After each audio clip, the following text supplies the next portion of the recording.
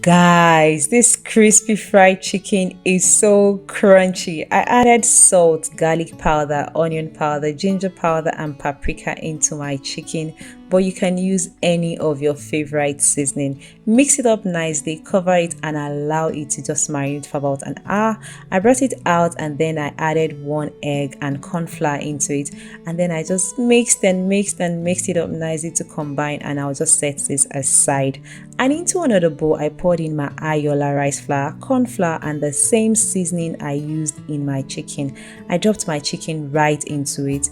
I made sure it was properly coated before dropping it into my hot oil. I fried it for about 12 to 15 minutes, and the rest was just enjoyment.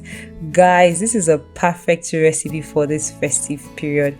Let me know what drink you're going to be having with this, and don't forget to share this video with your friends and family. Bye.